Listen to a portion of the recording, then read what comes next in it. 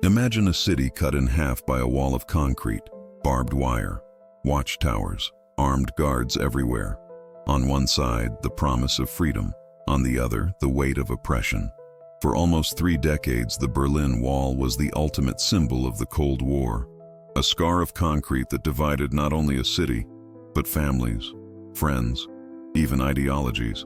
But in 1989, before the eyes of the world, that wall came down, and with it, an entire era collapsed. But how could such a feared wall crumble in a single night? What mistakes, protests, and decisions made history change forever? Today on AI History, you'll discover the real story of the fall of the Berlin Wall, the day the world changed. Before we begin, don't forget to like this video, subscribe to AI History, and hit the notification bell. And tell me, if you were there in 1989, would you have had the courage to cross the wall on that night?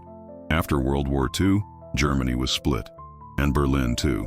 The West, United States, Britain, France. The East, the Soviet Union. At first, it seemed temporary, but soon, ideology turned into division. Democracy versus communism. Freedom versus control. Berlin became the escape route. More than 3 million East Germans fled to the West. The regime could not allow it. On August 13, 1961, barbed wire fences rose overnight. Then came the blocks of concrete. The Berlin Wall was born. Families were torn apart. Neighbors cut off from one another. A city split in two. The wall became the most visible symbol of the Cold War. Two worlds, separated by concrete. The Berlin Wall was more than concrete. It was fear. It was control. Watchtowers, guards, dogs, floodlights. Crossing was almost impossible, yet thousands tried. By tunnel, by balloon, hidden in cars, even by makeshift zip lines. Some made it, others did not. Families were broken. Parents and children separated for decades. Even funerals were divided by the wall. On the western side, prosperity, freedom, bright lights. On the eastern side, shortages, surveillance, the Stasi controlling every move. Two worlds, one city, a wall that seemed eternal. By the 1980s, the Soviet Union was weakening, the economy failing, the system cracking. Then came Gorbachev, with perestroika and glasnost. Reforms meant to save the regime, but they weakened it instead. In East Germany, protests filled the streets.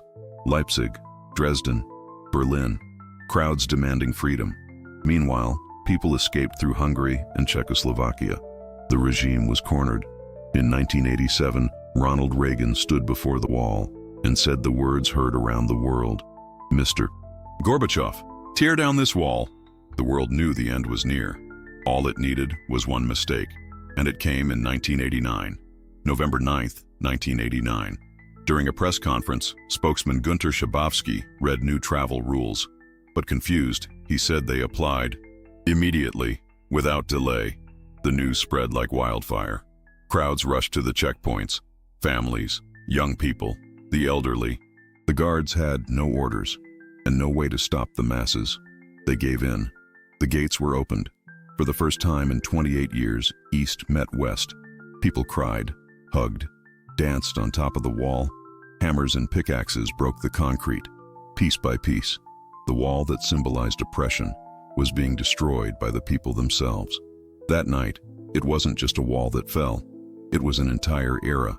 In 1990, Germany was reunified, families together again. Soon after, Eastern Europe broke free, and in 1991, the Soviet Union collapsed. The Cold War was over.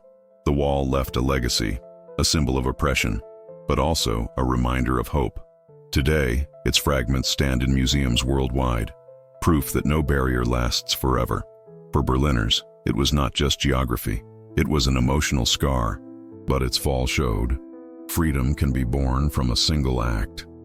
On that night in 1989, it wasn't just concrete that crumbled.